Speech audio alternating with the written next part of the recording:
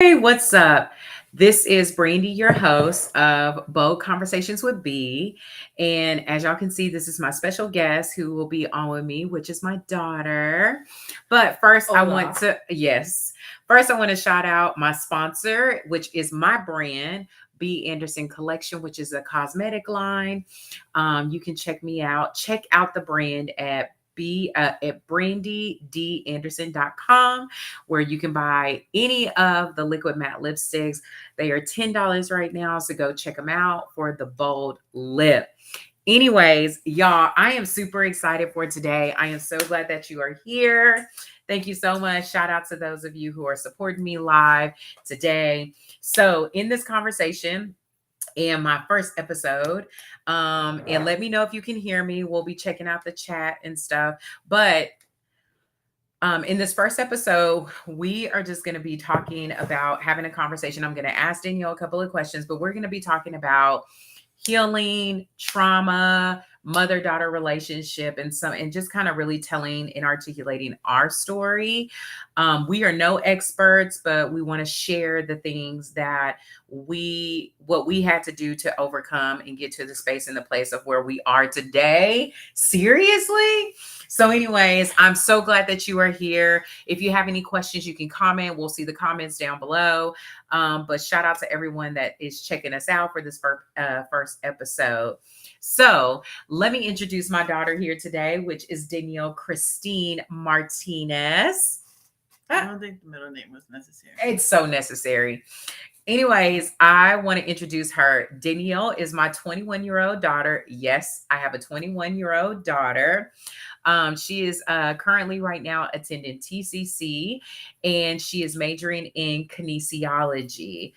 She used to be a gymnast through middle school and high school, and also was a swimmer, part of the diving team when she was in high school. And so she has a love for athletics. So her goal is to become an athletic trainer. Anyways, in this episode, again, we're going to be talking about just a little bit about us. And so, how I'm going to kick this off is really just talking with Danylle and asking some questions. And there's some things that she wants to share. And so, as we go through this, don't we hold my hand? I don't want to hold your hand. You could have let me introduce myself. Okay, go ahead and introduce yourself. So hello, I'm Danylle. I'm her daughter, like she already said. I am in school for kinesiology. Yeah, it's actually really interesting, to be honest with you. I just wanted to introduce myself. I feel like I could have. I mean, you did a great job, but I'm quite a personality. She said we Yeah. can. Okay, go ahead. All right. I'm quite a personality, I think. Okay. Yeah, I have a great personality, actually. Oh, don't do that.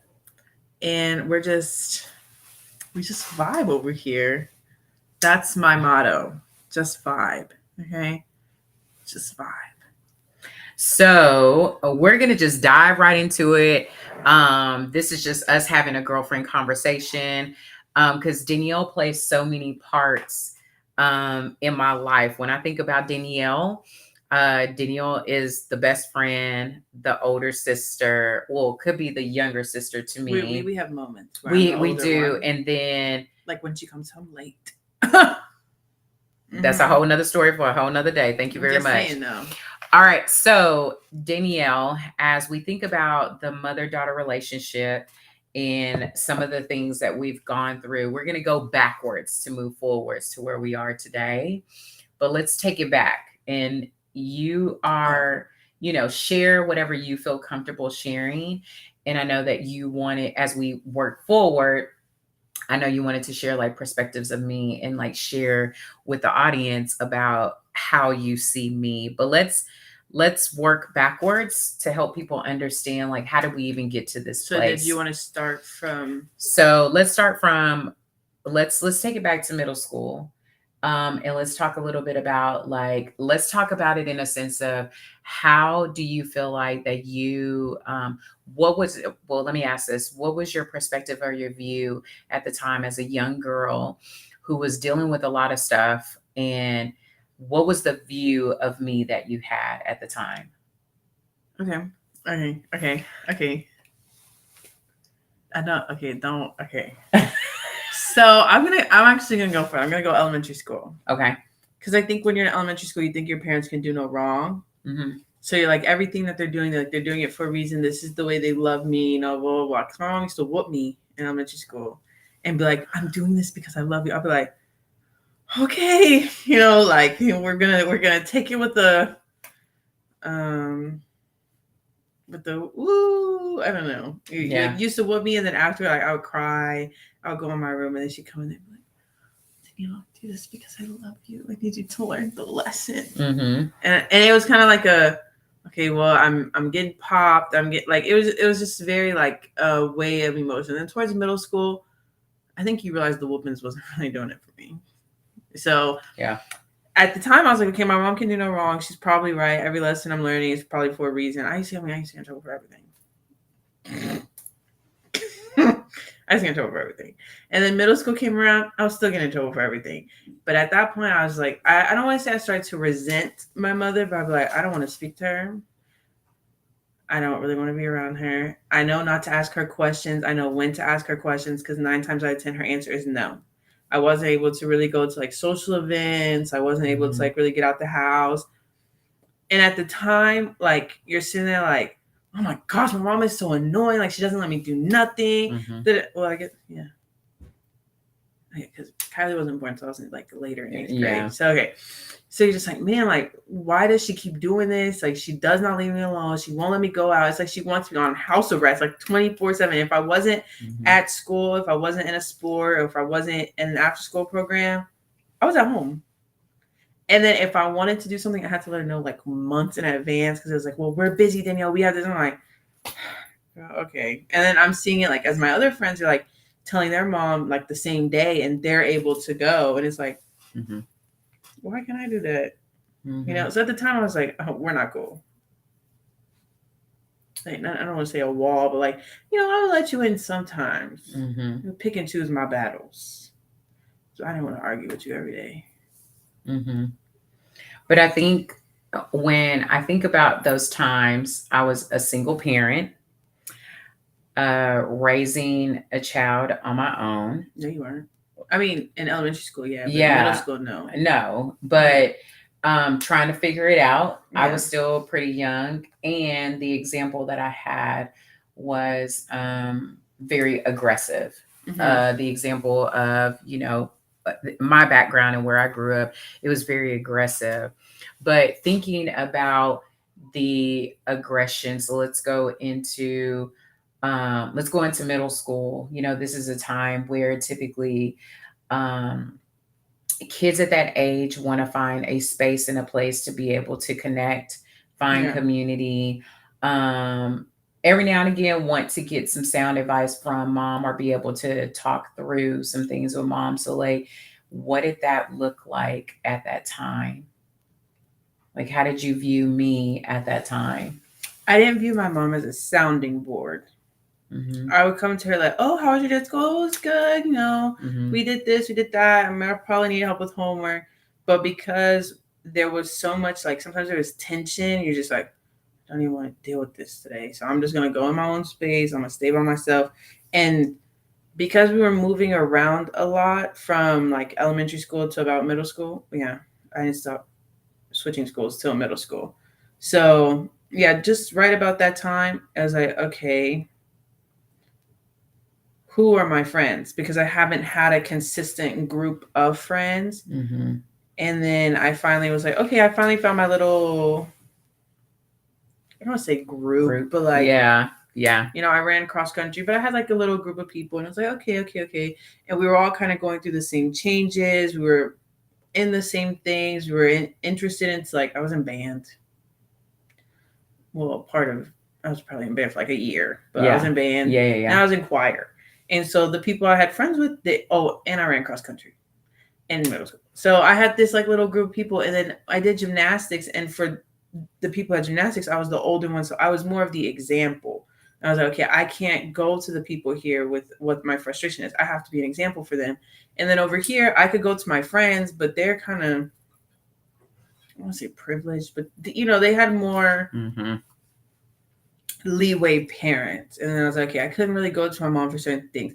I probably went to my mom for like, if you're a man, oh well. Probably went to my mom for like my period, if I had questions about like my body, but anything other than that, I wasn't really talking to you about nothing in middle school. So, someone at that age, what are you like? 13? You're 13, 14. 13, 14. Yeah. You're in, would you be like an adolescent? No, that's not adolescent, is it? No. Anyways, so you're young, and typically this is around the time that mom is coaching you. Doesn't really have like much. I don't want to say authority. Authority is like the wrong word, but you don't. It's not like you're a little kid anymore. You know what I mean? Yeah, but you're still being treated like a little kid. Right. Because I think I didn't get my first phone till middle school. Yeah. And even then it was like, nope, you can't download that. You can't do this. You can't. I'm like, man, what can I do? Yeah. Call you and text you. That's it. Yeah. What about my friends? Yeah. Oh, well, then okay. Ooh. Yeah. But, so like, how did that, at that age, how did that make you feel? Because around that time, oh girl, you was pregnant. But we had moved by then. We had moved. In middle school? Yeah. We were in the apartment. We were in the high 3rd-story apartment. We were in the house. Because you were pregnant with Kylie. We were in the house. Oh, okay. You're right. But yeah, I know. Around that time. But at that time, we had moved, like you were talking about, moving from elementary, different. So we went through the different elementary schools. Yeah. And then I think, no, because when we were in the high apartment, I was still in elementary school. I was in 3rd grade, joined Spicer. And then I moved to Chisholm. Yeah. In the house. And then you made me switch again to the charter school in middle school. And then I went back to the other one. So how... I'm thinking about it. That's a lot. So thinking about that with somebody who may have a kid and they may be moving a lot. Like, how did that affect you? Especially because at that time, in between the time, it turns your social battery off. Because you don't want to get close to people because you don't know when the next like transition is. So you're like, hey, I probably won't even see y'all within the next 6 months. So how do you think that made you feel going like as an adult?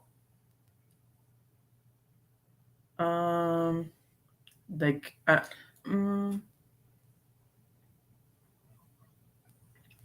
want to say I self-isolate, but like, I'm like, all right, guys, let's wrap it up. Like, I don't want to say it made me an introvert, but it made me like have a hard time socializing with people. If that makes sense. Because like, I'm not an introvert because once you get to know me, I don't stop talking.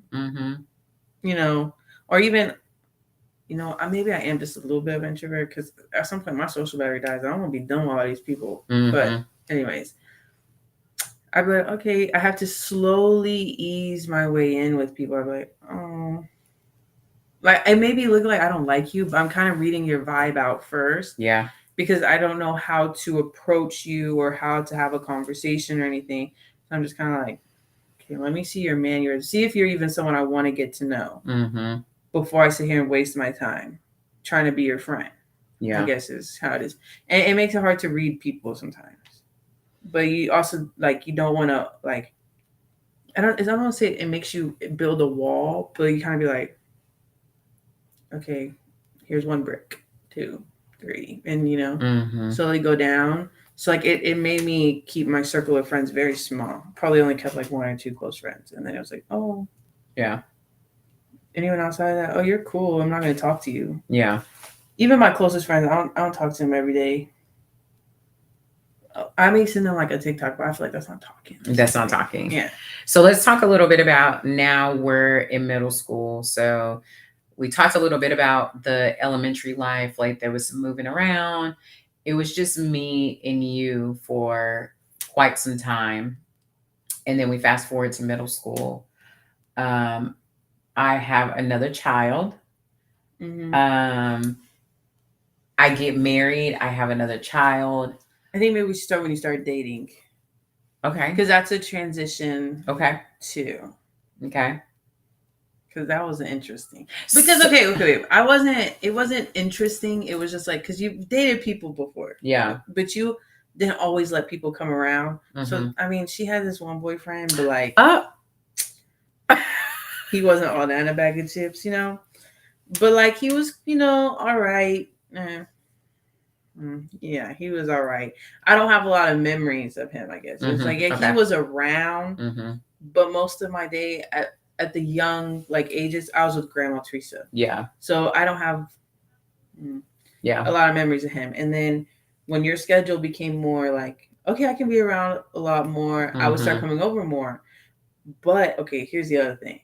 With Grandma Teresa, I never slept by myself because I got a lot of aunties and uncles. Okay. Yes. Yes. So I never slept by myself. Yeah. I always had like other people around me. So then when I would come by you, I'd be like, oh, I just get in the bed with my mom and sleep here. And then she started dating people. And I'd be like, who is you? Up in my spot in the bed. Sometimes it wouldn't even be in my spot in the bed. It'd be on the floor. And I'd be like, I'm about to step on you. Move. Who are you? It wasn't a lot of that. A girl! You want to talk? We can talk. I would start becoming like a little like, who is that? It was only one person consistently. That Okay, was thank around. you. Oh my gosh. It was really just one person, but I'd be like, why are you here? Or I'll wake up and be like, what time did they leave last night? Why, Danylle? Why do you want to know? I'm learning time at school. Business. Oh my gosh. I thought I was smooth. I tell you what, because she sure would tell me. She's like, okay, he left at this time. I'm like, okay, he got here at this time. That means he spent. But he was coming over watching movies with us, and it was like a smooth transition. But at the like, I don't want to say smooth because it's like, oh, we're friends, we're hanging out, blah blah blah. Then all of a sudden, I come home one day. I'll never forget when you told me you got engaged. I was walking in, you came and picked me up. I got my backpack on, and the second we opened the door, I go put my backpack down. I'm looking like we finna have a snack. I'm hungry. You gonna tell me something? I have news. And I was like, okay, what's the news? I'm engaged. And I was like, but why did you feel that way? Because it was only us. It so it's like us, an invasion of like, yeah. Like I knew who the person was. Like he was cool. I didn't have no issues. It's kind of like, ooh, yeah. Who was you? You finna be up in here with us. Yeah. And so fast forward, I then have a kid. I have Kylie. I was okay with Kylie.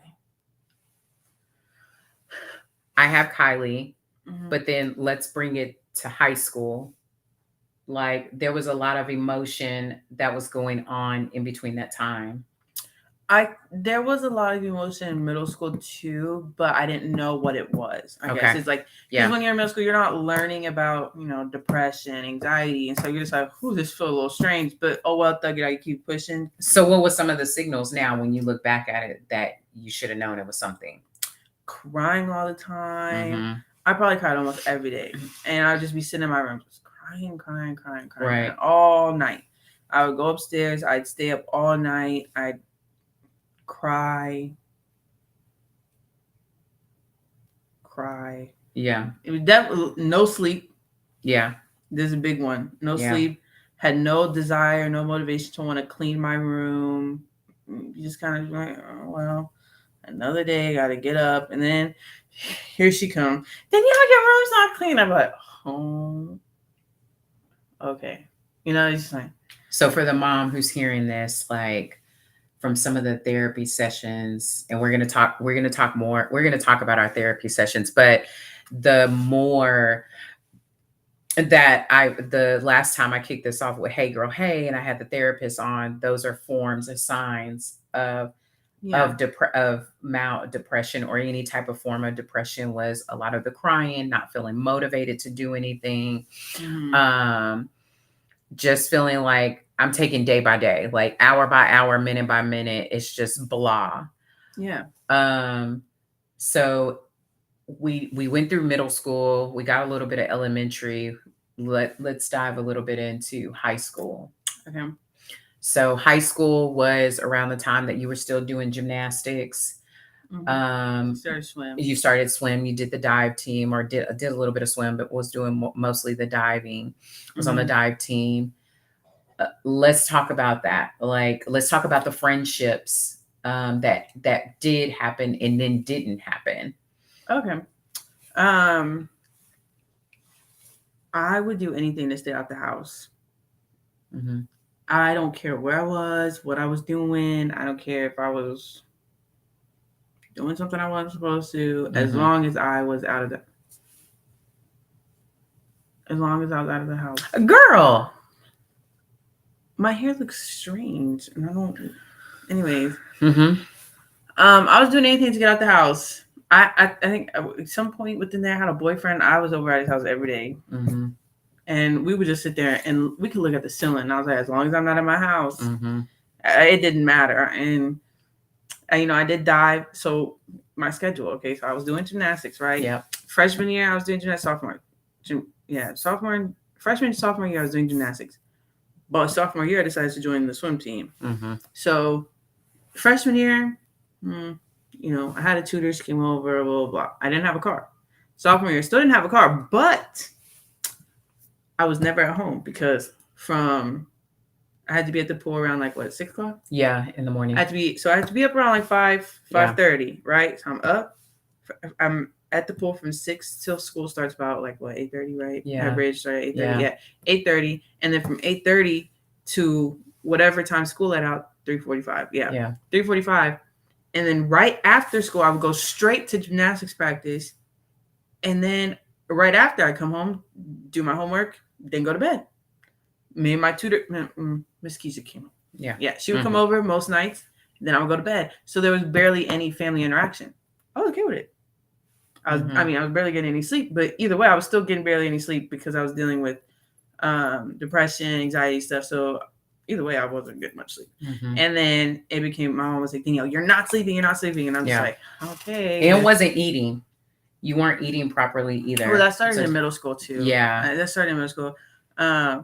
But that also has to do with gymnastics. I feel like it was like, oh, you gained a few pounds. Of what? Go ahead and just munch on some granola bars because the granola bars we had were only 100 calories. So it was like, oh, okay, here. And I thought I was doing something. I thought that was helping me gain weight. Yeah. But either way, no, I wasn't eating very much. I didn't really start eating until after high school. Yeah. Either way, so we get through high school. That's the sophomore and junior year. I had a car.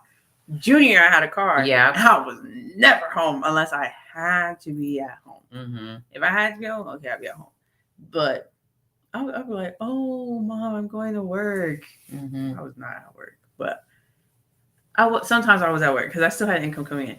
I was like, "Oh, Mom, I got to go to work early today and still be, I had a job then." So I was like, "Okay, this works out. I'm barely gonna be home." And then I used to get in trouble a lot too. And then senior year came around. Yeah. So let's talk about the senior year. So around this time, we started therapy. Was it around that time? Or I knew that there was a point in time that we started and you were still within the age range of 16 and 17. I think we started junior year. Well, I started junior year. You made me go to therapy junior year because we had a conversation about I started to notice something was going on. I didn't know what it was. Mm-mm. What was it? We had I had gotten in trouble. Oh, lost my virginity. That's what it was. This was a big one for her. It was huge. I had lost my virginity, which I don't really care. I care. I care about it. It was very, but I was just like, oh, I lost my virginity. Cool. Yeah. Keep pushing. But when she found out what was going on, she was like, "You're going to therapy." I was like, "Okay." Yeah. And then when she found everything out, it was a big It was, so we went to therapy. Danylle went to therapy first. Yeah. And in the midst of that, at that time, Danylle was underage. So as long as Danielle, well, I wouldn't say as long as Danielle was okay with it. It was because you were still a minor. The therapist still had to Some stuff. some Yeah. information given to me about that. And so in the midst of that, I became the subject matter in a lot of the things that Danielle was dealing with. And so talk a little bit about that. Like, how did I end up get pulled in? I think one thing was like you thought that I was going to do the same things that you were doing at the Yeah. same age as me, but we're Yeah. two different people, Yeah. raised in two different like situations, two different upbringings. Like, although there may be a little bit of similarity, very little. Mm-hmm. It was just like, okay, like the things that you were interested in, I wasn't interested in. Yeah. A lot of the stuff, like, you know, I was like, okay. And she's like, no, because you're gonna go do this. And you're every time I got in trouble, that was the thing. You're gonna do this. I know what I was doing at that age. And I'm just like, Yeah. girl, me and you, my schedule booked and busy. We ain't doing the same thing. I was in practice every day, and she was there, except for swim. But like, I enjoyed it. She could tell I went to swim. I smelled like chlorine almost every day. Yeah. And sophomore year, they was dropping me off. So I was just like, okay, girl. And she's like, no, because I know how this goes. I know this at your age. And I'm just like, okay. And then whenever I got in trouble, she's like, no, I know what you're doing. And I'm like, oh, do you? And then when I tell her, she's like, oh no, that's not right. And I'm like, I'm telling you word for word what I did. And you're telling me no, you're right. You know? But then out of frustration, you just want to cry because you're like, if I talk back. Yeah. Oh, Danielle, it wasn't even talking back. It was more like okay, this is like a little all over the place. But one of the reasons I would get upset is because you weren't talking to me. Mm-hmm. You were talking at me like I'm an object, but I'm not. Mm-hmm. So that was one reason we had to kind of be like, yeah. Okay. So that was because that's very frustrating to be spoken to as as an object or like a wall, and then not be expected to open your mouth or communicate back. And it's just like, so what you expect to sit here and yell at me, and you want me to just be like, yes, mom, you're so right. No, I'm gonna want to say something back. And if I interrupt you, even after you're done, it's still considered talking back. But I thought we were supposed to be having a conversation. Yeah. So oh hey.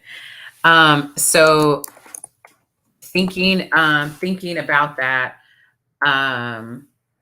so we're in therapy. I become a subject matter and I get pulled in. What was, you don't have to tell everything. It's basically how you feel comfortable because we're in a different space. So we're giving you a little bit of the background leading up to how Danylle views me today and just kind of where we are today. But at that time, what was the conversation for me to get pulled in? Because then by this time, the therapist was like, okay, this is getting serious. And a lot of the things that Danylle is dealing with, you are Brandy, me, was the key factor. I think the conversation was just like, I was constantly like, I don't like going home. Like, I'd rather just be out. I don't want to, like, I think she had asked me, she's like, well, do you like being at home? I was like, no. And she's like, well, why? I'm like, I'm yelled at 24/7. If this isn't done, I'm getting yelled at. If this isn't right, I'm getting yelled at. Even if it's not my fault, for say, or if the communication was just a little off, I was still getting yelled at. And it's like, how do you think that feels getting yelled at every day? Like, you know, your dog, like, okay, let me put this in person. Animals become sensitive towards yelling, right? Like dogs, whatever. They react. They once they start getting yelled at, they be like, I'm just gonna stay over here. So me as a human that has more emotional like intelligence or just more emotional reactions, why would I not react the same way? Because now I'm just like, I have to hear this every single day. I want to be around that. Why would I want to sit there and get yelled at every day when I could just be by myself, mind my own business, and not be bothered with you, and not have to, Danylle, this didn't get done. The dishes aren't washed. Just like how you just worked an 8-hour shift, I just went to 8 hours of school and still had to do stuff before and after. I've been busy all day. And you think I want to come home and wash dishes? You don't even want to come home and wash dishes. Girl. I'm just saying, like, And even then, when I come home, I still got homework to do. Yeah. Yeah. And sometimes for y'all, the work, sometimes, not all the time, the work stops the second you leave the office. Mm-hmm. I have 8 classes. It was 8 classes a day, then they switched it to A and B. So then it was like 5 or 6, Mm-hmm. right? You know, I had 8 classes a day, and I probably had homework for all of the classes besides like athletics. Yeah. But I probably had homework for all of the classes, and I still had to get it done. And guess what? You still didn't want me to go to bed too late, so it had to be done within a reasonable amount of time. Mm-hmm. So, and then it was like, oh, well, then here's your chores too. And it's not saying, oh, don't do chores, but it's kind of like, okay, maybe let's spread them out. Let's see what your homework load is looking like. Mm-hmm. Then maybe we can't say, maybe you don't do dishes every day. Maybe we give you dishes, a Friday night, or, do something, whatever. Because then guess what? I still got to clean my room. Mm-hmm. I still, and that's not including, I need to take a shower. I need to, eat. Yeah. I know some people, they can sit there, eat and do their homework. I'm not one of them people. I like to eat and talk, and yeah, I'm not one of those people. But I think that conversation for sure, when I was just like, I don't enjoy coming home. And I think she had asked me, she's like, do you resent your mom? And I was like, I don't know. Because at the time, I don't know what resentment really is. Like, I'm like, no, like, I talked to her. Yeah. That's pretty much adult life. Could it if been just preparing you for life? No. You don't think so? Because different. Because now, even like at the age of 21, I'm a college student. It's nowhere near the same, I don't think. Okay. Because even now as a college student, my schedule, it's not, I don't want to say it's flexible, but how do I say this? It's not as packed. I'm not waking up at 6 a.m. and I'm also not going to bed at midnight. And in high school, that's what I was doing.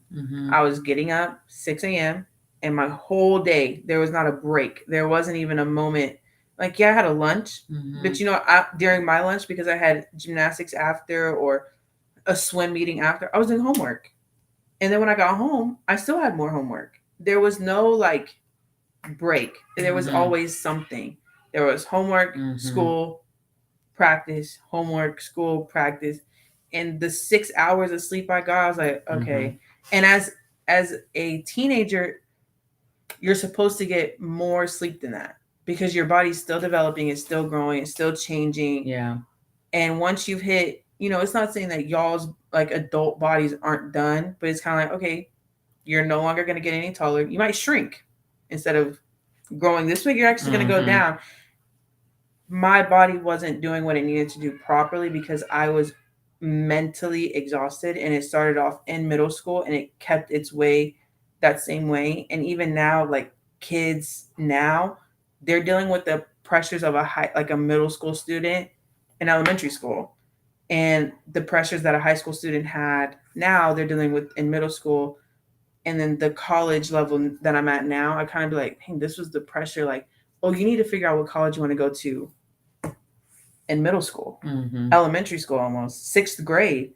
I was supposed to be like, no, they're looking at you now. I'm like, dog, I'm still doing coloring pages. And in 6th grade, I still have recess. Yeah. So I'm like, what? And I can only imagine the pressures that are put on students now and the mental exhaustion, because y'all as adults have a roof, over your head.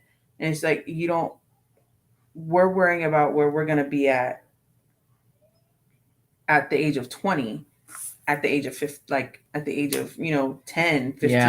Yeah. It's very different. But that's a very valid point, because up until middle school, high school, those pressures were still there, but also the pressures of you doing your sport that you were doing, as well as the pressures of classes and all the things. And then here comes mom saying, hey, I'm seeing something's going on and I think you need therapy, because I knew I couldn't help at that time. So like, for all the moms who may be watching, or some dad who may be watching, like, if you feel in some kind of way that your kid needs somebody else professionally to step in to interpret what is going on with them, like do it. Because sometimes they don't even, I think at that age, like you couldn't even articulate what was going on Yeah, with because you. you haven't experienced life. Yeah. Because at that point, you're still dealing with little kid emotions. Yeah.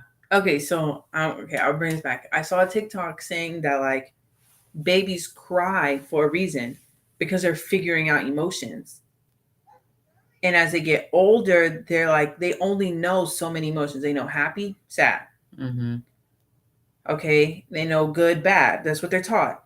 Okay, well, when you start feeling frustration, what do you expect them to do? They Mm-hmm. don't know what that is. They're not taught about frustration, so Mm-hmm. they're gonna get frustrated about how Mm-hmm. they feel, and then cry, react. Because if I were to put my adult emotions into a child, they're not gonna know what that is. They wouldn't even know how to feel, or Yeah, they just yeah, be like, blah. yeah, Yeah. like Yeah. so. Yeah. And so, me as a teenager who has never, or yeah, I guess like preteen teenager, Mm-hmm. I've never experienced these emotions, but you want me to know how to react off of them. I don't even know what this stuff is called. Yeah. They don't teach you about depression in school. I mean, probably do now because it's Yeah. a big thing. But when I was in elementary school, they weren't teaching you about depression, anxiety. They like none of that stuff. Yeah. And so if I felt anything of that sort, it's just like, oh, okay. And then if I went to my mom and said, oh, I felt like Yeah. oh, Danylle, sadly, Yeah. but there's a period where people think that depression, anxiety aren't a real thing. Yeah. Like, oh, you're just nervous. You'll Yeah. get over it. And it's Yeah. like, no, it like I will have a panic attack in like 2.5 seconds. So please, I don't know. It's just Well, it's like, listen to me. yeah. And I didn't, as a mom, I didn't Listen. always listen. Anytime that at any time that Danielle would say something, or was trying to interpret her emotions, I would kind of basically was like, what I was taught is that, girl, ain't nobody got time for all of that. And I was Yeah. raised by a dominant Hispanic male. And so it was easy for me to be like, get rid of those emotions. Like, not saying that, but my actions and my words were saying those things of like, hey, girl, ain't nobody got time for that. We got things to do. Yeah. And I think a little bit of it was that I also was in, what I'm identifying later on is that I was in survival mode. I was like, I need to take care of this child. Anything else and everything else goes out the window. You know what I mean? Like, because I'm just thinking I need to make sure this child has the bare minimum of things: basic food, shelter, clothing, shoes, you know what I mean? Like combed hair and things like that. So, but that was out of my own trauma. And so now we're leading up to, we now have therapy sessions where we're now and let me give y'all a perspective. Okay, so like when I went into therapy, because like let me be real here.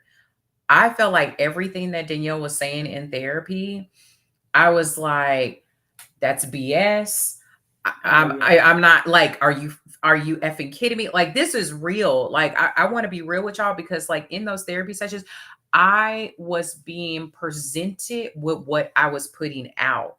And instead of being accountable for it and acknowledging it and saying it is hurting my child, I was pushing back and saying, baby, this is what I had to do. And it was more of a defense mechanism for me. Like, I'm right, you're wrong, you're the child and I'm the adult, so you listen to me. And that was the attitude in the beginning.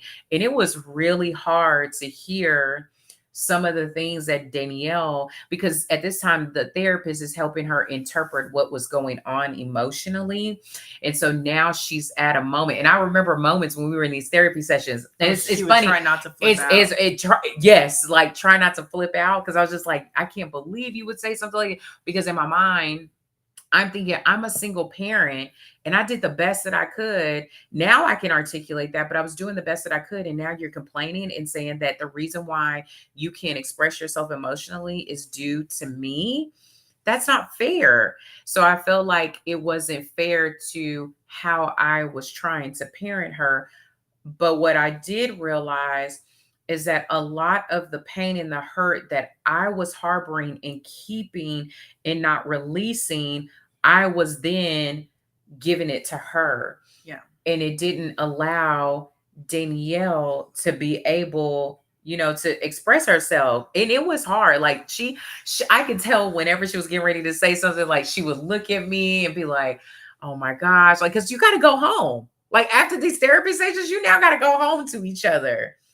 Well, at the time I had my own car, so at least Yes. it wasn't Yeah. At least it wasn't that awkward car ride where it's like, okay, like Yeah. there was none of that. So I think therapy definitely helped. I guess one thing I will add too is like one of the other reasons she had brought you in, because I was dealing with depression and like thoughts, So she had no choice but to bring you in. She was like, all right.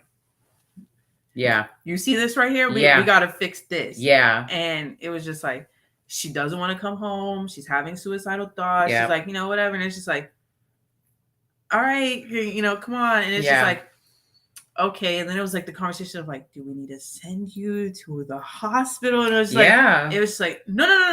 Like, and like sometimes, okay, don't get me wrong. If you are actually in need of help, please go. Like, go get the help you need. Don't get me wrong, I needed help, but I think talking it out was more the way to go, because I knew myself, like I had the thoughts, but I know I wasn't gonna follow through with them, because I was like, oh, I have a sister, and that was always my one thing. Like, what if they don't know who I am? Like, that was always my thing. Like, even when I graduated, I was like, oh, I can't leave. My sister's not gonna know who I am. Yeah, she was just born. I was like, no, because if I leave right now, she's never gonna know who I am. But I think. Yeah, definitely you definitely had a wall. Yeah, there was definitely a wall. Like I could tell, like, it took us a while. And I was actually, let me share this with you. When I got pulled in, I was actually scared when she got to the place of turning 18, because I wasn't going to be able to be privy to some of the conversations, because at that time we're uncovering a lie. Like I thought, and this is full transparency because I was a single parent. So I thought a lot of the things that would have came up would be about like the other parent, not me, the one who's doing all what I considered to be the sacrifice. But there were unhealed things of myself that I was given to her and didn't allow her to be able to have that space to talk and be expressive, because every time she was talking and being expressive, it was a shutdown. It was just like, girl, get over this feeling. Girl, you tripping. Get in here and do these chores. It was a constant of something. So when I got when the issues of what I was dealing with internally started surfacing in these conversations, I was a little defensive. I probably was a lot of defensive. My mouth was probably trembling, like, this girl, if she don't, are you kidding me right now? Well, because I don't think you realized that you were giving it to me. Yeah. And so I think I said something, you were like, no, but it's not meant that way. And I was like, no, but that's word for word what you said. Yeah. And now you're like, well, I had you at a young age. I'm like, that's my problem? Yeah. You think I asked to be here? And it was just like, well, I had you. I had to do what I had to do. Okay. But now we're here. Yeah. We're 16 years out. Yeah. What's the problem? Because, you had me, but you're no longer a single mother. Yeah. I understand you're still trying to figure it out, but you keep yelling at me every time I open my mouth. Mm-hmm. You keep doing the most. Mm-hmm. You're just doing too much. Mm-hmm. And I think senior year is when you finally started getting like looped in, because junior year was all me. Yeah. And I think you probably had like one session with her. Yeah, I did. I had like maybe 1 or 2 sessions with her, because her therapist. And so again, this is the reason why I was scared for her to turn 18, because this allowed me to be somewhat privy to her conversations, because once you turn 18, they no longer have to tell you anything, to be honest. And so there was times that I had to have one-on-one conversations with her therapist. I would say probably a handful of them, because we had phone conversations too. Yeah. um, to talk through some of the things that Danylle was dealing with. And basically, it was a call out like, if you don't get your together, Yeah. Your daughter's not going to want to be around your you. daughter's not going to want to be around you. And let me tell you something that triggered something about me. And this is me being candid, is that I didn't always have a good relationship with my mom. And one of the things that I would mindfully or subconsciously tell myself is that I wanted to have a relationship with my daughter. But it was going to therapy showed me it was doing the complete opposite. And so I don't know what snapped into me, but I think it was okay, so we're gonna fast forward. So you had at that time, I think I had Michaela. Was Yeah, it I was when I started spazzing out. when you spazzed out and your aunt was here. Oh yeah, you had I had just gave birth to Michaela. And I just want to talk a little bit about this because I think it's super important, because I was dealing with my own depression. I think I had borderline postpartum depression, and I didn't realize it until Danylle had this spaz out. And when she spazzed, that's when I felt like everything was just spiraling. I had an unexpected C-section. I knew I probably was going to have another one, but I really was fighting for not having one. And so I ended up having an unexpected one. Danylle spazzes out. This is her senior year.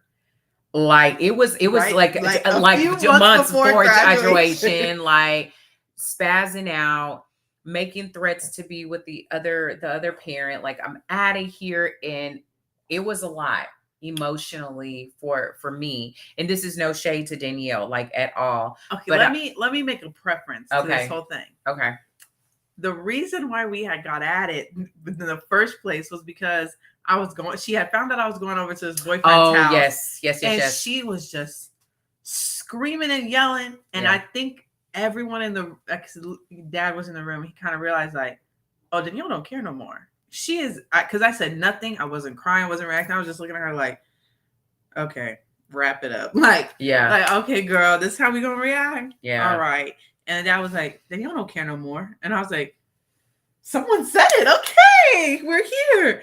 And because she was like, you're over there doing things you aren't supposed to. And let me tell you, to this day, me and this boy have not done anything. And she's like, I know what you're doing over there. And I was like, I'm not doing that though. She goes, yes, you are. And I was like, no, I'm not. And she was like, yes, you are. And that's when I was just kind of like, that's when I knew that usually when you don't have a reaction, that's usually when you know that you're like, I know what's right. And then she was like, you know what? You got 24 hours. I'll never forget this. You got 24 hours. Because she was like, we're going to take your car keys. We're going to take your phone. We're going to take everything. Yeah. And then I was kind of sitting there. She's like, you got 24 hours to figure out if you're going to stay here or if you're going to leave.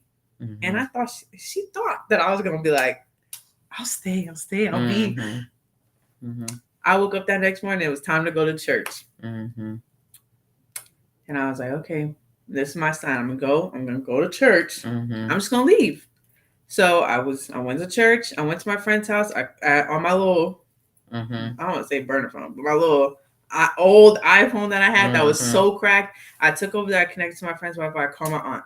And I'm like, I need you to come over here. I need you to meet up with me. And I need you to come to the house because my mom is acting nuts. I sat here and told her word for word this. I'm dealing with this. I'm talking with and my aunt was just like, oh, you're dealing with a lot. Okay, I'll just meet you over there. You're going to come back with me. Well, I'll take you to your dad, blah, blah, blah. And I was like, okay. So we go over there. And I was like, I'm leaving. Yeah. Okay, it's not funny. It was just a little dramatic at the time. But I was like, I'm leaving. Here's your car keys. You told me to figure it out. I got 24 hours. And I was like, Danylle, and I was like, yeah, Jackie's right outside. I told her, just real calm. I was like, I'm leaving. Here you go. Yeah, Jackie's outside. I'm going back to Houston with her. Deuces. Mom was like, no, Danylle, talk to me. I was like, no. I'm done talking. I'm done doing this. Like, blah, blah, blah. I went off. And she was like, what am I doing? What am I doing? I was like, no, you know what you did. You know how you raised me. You know how you did this. You know how you did that. And you want to say, oh. It's real. It was real. And so I know, because I don't want us to go over time, but why does it matter? because I want to be respected of people's time. But But they're tuning in. I This is know, their I know, I choice. know, I know. But okay, so let's go. Okay, spaz out.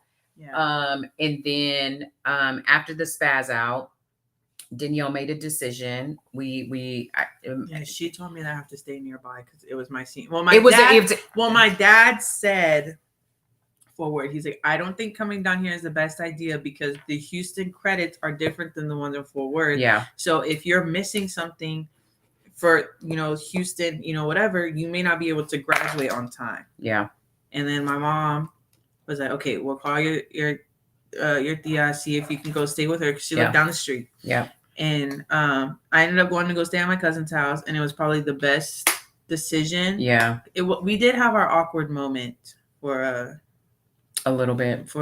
Yeah, because I think maybe like 2 days later, Dad called me to see if I'd come help you, and I was just like, yeah. I was like, I don't know. I'm going. But it was good. It was good that she was close enough, but far enough for us to have this separation. I'm not saying that works for everybody, so I am no expert, but it worked for us. Yeah, because she had to go get it. Yes, I needed my own therapy session. I needed time I had just had a brand new baby at that time. I think my mom was staying here for a little bit prior to that, and then she moved out. It was just a lot. It was like compound stuff for me as a mom. Danylle, the baby, body going through its own transformation, feeling a little alone, Danylle moving, senior year stuff on top of that. Like, let's not even think about the fact that I had a baby, all these different things, and now I still got to fund senior year stuff. We're talking about photos. We're talking and then COVID happens. Yeah, COVID happens. COVID so happens. Really have to fund so I didn't much. have to fund that much, but still, it was all these it was so many different emotions that was coming for both of us, like, to be truthfully honest. And so when she moved, I think it was good. She did lose it when I told her I wasn't going to school. I did. And so, I mean, like, this is real. Like, I want y'all to know, I want y'all to know. Because it went from, okay, she's going to university to, okay, she's going to TCC. And then I was like, I'm taking a break. I'm not going to school right now. Yeah. She said, what? Yeah. Danylle, I paid all that money for those application fees. I was like, so not only all of it, so not only that, we're dealing with mom and daughter issues, having a baby, senior year, COVID happening, seeing a certain type of future for her. All these things are now, they're all important. They're all priorities in some way. I think okay, so because you had a child at a young age, at some point you were pushing what you wanted for yourself onto me. And I was like, but that's not what I want for myself. Mm-hmm. And so it's like, okay. And if I would have told you that, I would have been like, no, but this is what you need. And it's just like, no, this is what you want me to do. Yeah. You want me to, because I think at some point you're like, no, go to school for architecture. I was like, I don't want to go for no freaking architecture. That's not what I want to do. Engineering. Yeah, and it's like, no, do engineering. You're good at math. Yeah. I don't want to do that. Yeah. Danylle, no, but they make good money. I don't care. That's not what I want to do. Mm-hmm. And then it was like, okay, I'll go to school for coaching. And then when I changed my mind, it was like, no, this is what you said. I was like, that's not what I want anymore. I made that decision in elementary school, middle school, maybe. Yeah. And they made me take specialty classes. I don't know. They're doing that now. They make you pick a career path and you have to follow it all the way through high school. Yeah. But then by the time you graduate, you kind of realize maybe that's not what you really want to do, or you found other interest. Well, then when I told my mom, she's like, no, but this is what you said you want. I'm like, my mind can change. That's not what I want anymore. Yeah. And then you put it in your head, for me, that's what you want for me. And that's what I would have done for myself. It was almost like pushing what you wanted for yourself onto me. Yeah. And it's just like, that's not what I want for myself. Yeah. Yeah, I guess. Yeah. So I'm going to speed us up a little bit. So Danylle graduates. She lives with she lives with a cousin, and we're here. So I know that one of your things when we kind of prep for this, like, and we'll answer some of these questions here in a bit, because I see some comments down here. What do you want people to know about me now? You're a lot more approachable. Because, okay, here's one thing that the therapist made us do. We used to have to be like, okay, I don't want you. Like, I would have to, before we start a conversation, be Oh yeah, like, we had code words. no, not code words. It was just Okay. like, it wasn't a code word. It was more like like, okay, I'm coming to you because I need you to listen. I don't need your advice. I don't need you to react because what I'm about to say, you might want to react to. So please, like, don't. And then it was like, then she knew for herself, okay, she's trusting me with the word, like something that she doesn't want me to. Yeah. We had to say like certain code, like we had to say certain things to preface the conversation. What I just said. Yeah. Yeah. To know how to approach each the whole other. thing. Yeah. And then for sure that one, you're a lot more approachable. You're a lot more fun now too. You weren't then. Guys, I was barely able to go to football games, so let's put that out there. So now, what do you want people to know? You're just more approachable. You're a lot more fun. You're not as uptight. You've loosened up a lot. You're more. You stepped into your little hippie moments. You know, you're more like, not like a hippie like one with Earth, but like more like, okay, let's take a moment. Let's debrief before I just react to it. You become more emotionally intelligent. That's what the word is. Instead of keeping everything pent up and then one thing triggering you and then you just kind of letting loose. Yeah. You kind of be like, okay, let's sit down. Let's have a conversation. I'm not judging you. I'm not, like, you made that very known that you weren't judging me after everything. Yeah. You're a lot more fun now. But I also think that came with you just kind of finding yourself too. Do you feel like I know one of your things, you're just like, Mom, I just want people to know who you are today. Those words never left my mouth. mouth. No, talking about you were talking about like, I want people to know you as far as like as I continue to do these episodes. Oh yeah. You are a outgoing person. You're going to be a 100% yourself. Because I think before you had a lot of people telling you what you should and shouldn't do and how you should and shouldn't do this, or, you know, what's the right way to do and what's the right way to parent, what's the right way to, you know, whatever. Instead of just listening to I don't want to say listening to yourself, but like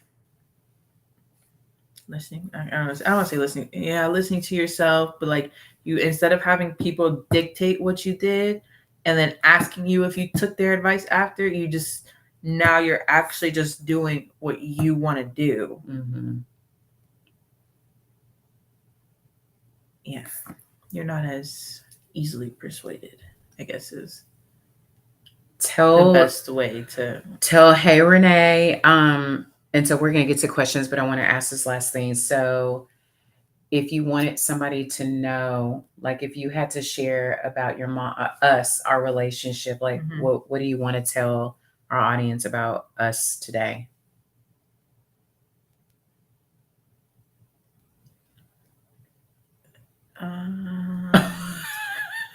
That a lot has changed.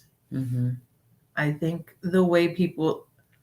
Here's the other thing. Hold on. Because you know when parents like, I'm not one of your little friends, blah, blah, blah. It's okay.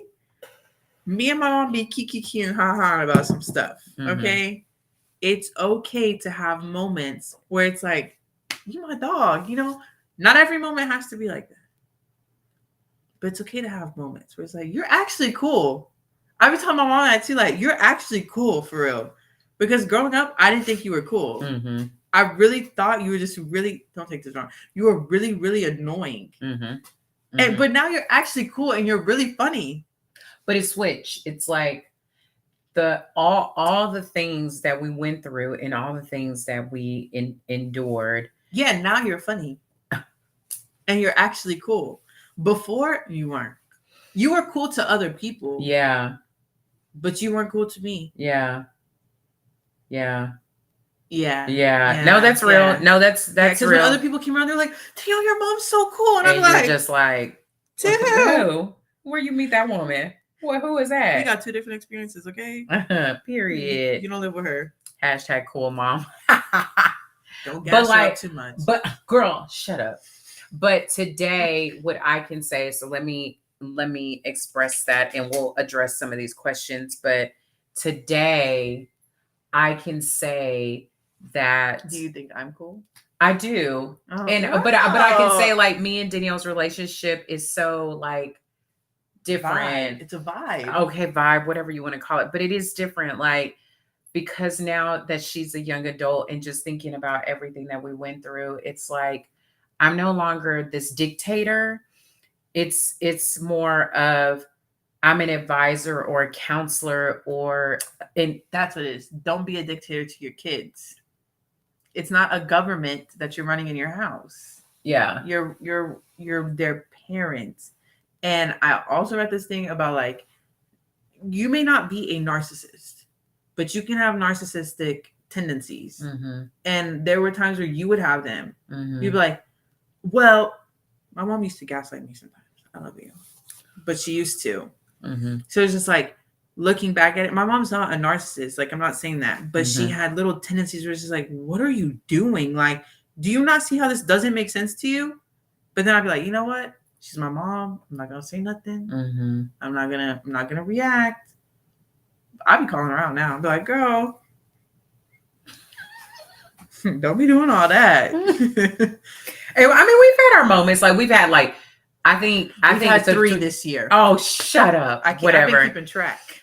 But we do every now and then because like here's the thing. We go into here's the switch that we go through. We go through mom mode, we go into best friend mode, we go into sister mode, and then we go into this influence advisory mode. Like we go into different modes throughout our She be a relationship. little sassy sometimes. Girl, And bye. vice versa. I will say vice versa. I'd be a little sassy too, but I could be sitting there like, Mom, I just don't understand. Who are you talking to like that? I'd be like, and we're done. I'll talk to you tomorrow. Bye. I don't know. You're cool now. You're cool. Well, now because we can express and you're ourselves. not so like you have more you're allowing yourself to show your personality.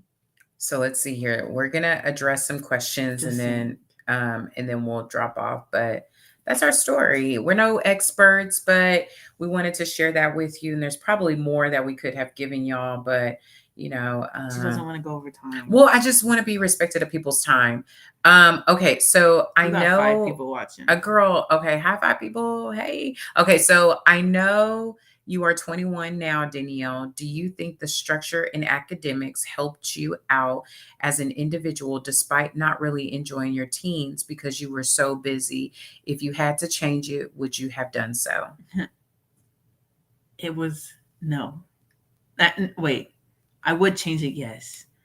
Because academics became my life. And I learned nothing. And I will say this. When you are trying to constantly keep up with academics, you will do anything to make sure your academics are there. And it has done nothing for me because I retained no information. I'm being serious. The only thing I remember is algebra. Calculus, don't remember. Pre-cal, I remember algebra because I actually enjoyed learning it. That's the other thing. You need to enjoy what you're learning.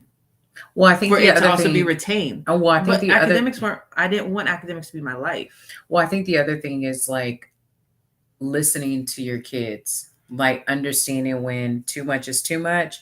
Because like I was having a conversation with a friend, and one of the things that and some parents can do this with their kids, but there was their child life was you're gonna do this work. I don't raise a non-average kid. But that puts that's like a blanket standard on all of your kids, and your one kid may not be at the level that the other kid is, but because you put this blanket statement, now it creates this environment of comparison. Yeah. Well, he's great, she's great. Why am I not great? And it's just like, no, you're great in your own way. But so, like, I think one of the biggest things is that if I learn anything out of this is that, well, not as a whole, but like at least one thing, one of the things that I learned out of this is to listen to the kid, like listen to them, meaning like pay attention to them, because they'll start to show you things about themselves that is very different from the other child that you have. Each one of your kids have personalities. Each one of your kids are going to be loved differently. The way that I love Danielle is not going to be the same way that I love Kylie. Another one of my Michaela is very different from the other kids. So like my son was daughter epidemic was Martinez. athletic. So you know what I mean? Like, but you if you know that, you'll give them what they need from you as the parent that is needed from you for that child. But if you're busy trying to give the love and the guidance that you would give to another kid, the one who needs that, and try to give that same candor and care and all of that to the child that don't need that, it creates this friction that's not even needed if we just take the time to slow down and recognize this kid has something else that makes them great and this kid has something else that makes them great. How I approach them may be totally different, but I'm still going to bring, mommy the way that mommy needs to be brought, but to them differently because they love different and they need love and receive love differently. Also, to the question we had just answered, the academics one. Yeah. Well, let me tell you, I had a 3.5 GPA. Okay, not like, I understand it's not your 4.0 whatever. I had a 3.5 GPA. Mm-hmm. My schedule was, I was all in extracurricular activities, and I got denied by colleges. Let me preface this for you. I got denied by Prairie View. Okay, and I mean this nicely. It takes more to get into Prairie View, but it don't take that much. And the GPA standard ain't no 3.5. Okay, it's like I thought it was like a 3.0 or something. I worked my butt off. I'll tell you what. I got denied by colleges, and I had wonderful. Okay, I probably had like a C in a class, and whatever. Mm-hmm. I never failed. I did fail AP English with a 69.2. But that was AP. Yes, but I still had to go to summer school for it. Yeah. And I'm still salty about that because I could have passed the class. We're answering Okay, another but listen, question. wait, no, for real. Okay. For real. I would not have put so much pressure on myself in academics. I would have put my pressure on something else. But at the time, it only seemed like I only had academics. Yeah. So she put the pressure on me in academics, like, oh, that's all she's got. And I'm like, huh? Mm-hmm. I wasn't that good in English. I had a math tutor come by, and she also helped me with English. Mm-hmm. I had a tutor for all this stuff. Academics wasn't my strong suit, but I had to force it to be my strong suit, essentially. So I would have changed it for myself because I'm a fun person. I like to have fun, okay? And I like my free time. Not really free time. I like to hang out with my friends. That was a priority for me, and it wasn't prioritized. Okay. All right. So my 16-year-old son sees a therapist now to help deal with his emotions. Great. It has helped, but we have only had two sessions were brought in. We still have a ways to go, but the progress is there. That's great. Yeah, no, that's good. Keep going. I encourage you to keep going. Sometimes as a young mom, we're growing up as well as raising a child, especially a daughter. Do you think your mom has grown up? Yes, a lot. Mm-hmm. Like a lot. Oh, that's I what think. it is. Oh, go ahead. I read something. It was like your firstborn child is growing with you. Yeah. And then your other ones are kind of like getting the not your other ones. Your other children are getting the matured person that the first child didn't get. Mm-hmm. So for me, I was experiencing my mom as a teenager. Yeah. And I also saw this other thing where it was like, when you think about it, like when you turn 21, you're only 1 year into like adulthood. When you turn 22, you're only 2 years into adulthood. You don't even know what's going on. So when I be seeing people, I mean it's a nice way. Kids I used to go to high school with, they was popping out kids at 18. I'm like, you just entered adulthood. I can only imagine. So coming from a kid that was the product of a teen mom, I'd be like, do you know what you're doing? Do you realize that the things that you are doing now in this day is going to affect your child at some point? So please act accordingly. For real. I'm gonna be looking at them. I'm like, Girl. one of my friends, I don't want to say friends. He follows me on Instagram. He randomly DM'd me. He was like, I'm going off to join the army. And I was like, oh, you have a daughter? And because my father was in the army, I know what that feels like to be like, well, why isn't my dad here for this, this, and that?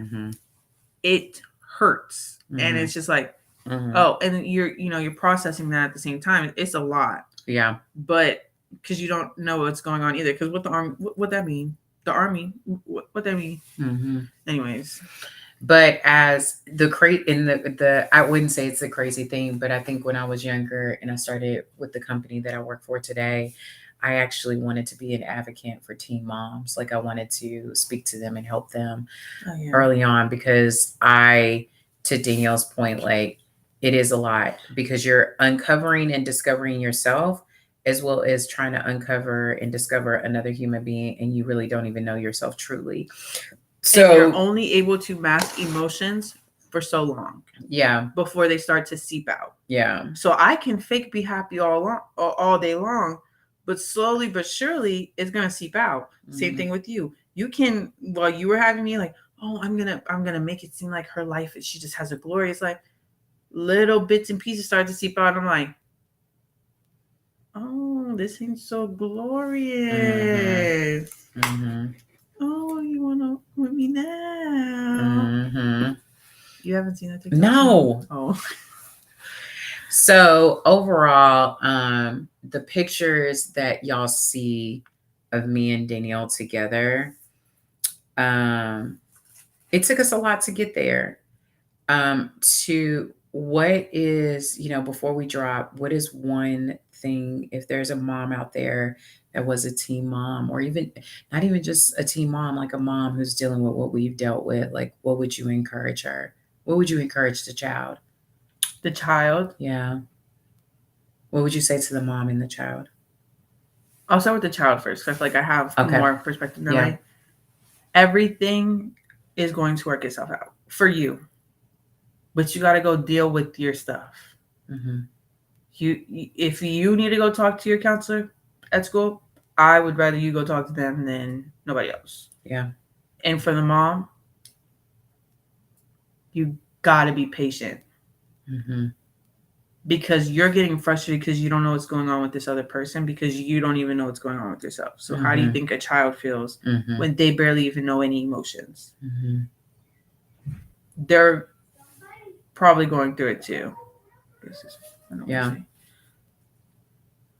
I think be patient. That's for sure. I think if you're the mom who's dealing with the child, and I think we have somebody on here, one of my viewers who is dealing with that. Please be, I do agree. Be patient and deal with you too. It's so important. A lot of the stuff that me and Danylle went through was a mirror reflection of what was happening on the inside of me. To then, I gave you a moment. Okay, calm down. I'll wait A reflection of what was going on inside of me, and I was reflecting that out on Danylle. So at any point, if your therapist or anybody that you're working with asks you to get pulled in, humble yourself however you need to. Swallow the pill. It is going to hurt. I'm not going to lie. I'm not going to fake the funk.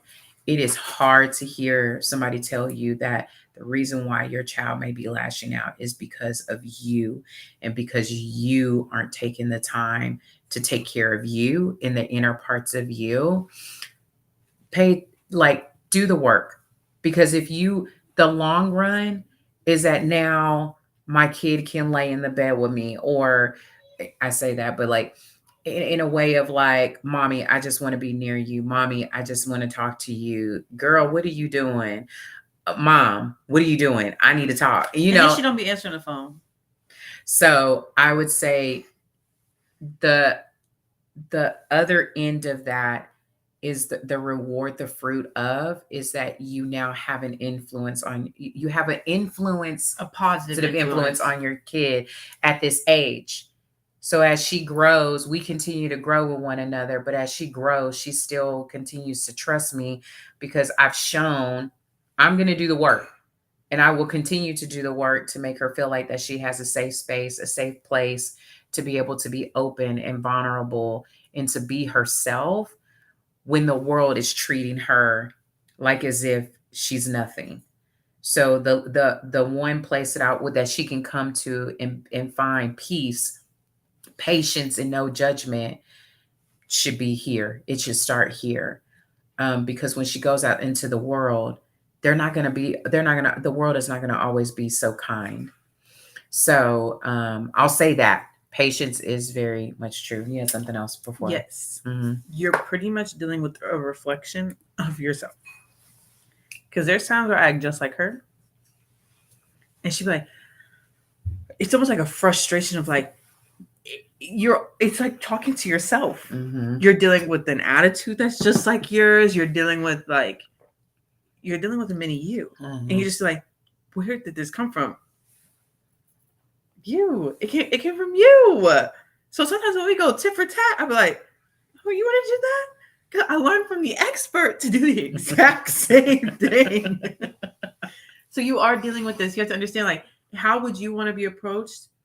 Sometimes with the emotion that you're feeling, Mm-hmm. how do you think they want to be approached? Yeah. If you want to be dealt with in a gentle way, how do you think they want to be felt? They don't want to be dealt with in a harsh way. Yeah. So, kind of, because sometimes they act just like you. Yeah. We have those moments. Yeah. You're like, we do. ooh, girl, you act just like me. So thank y'all so much for watching.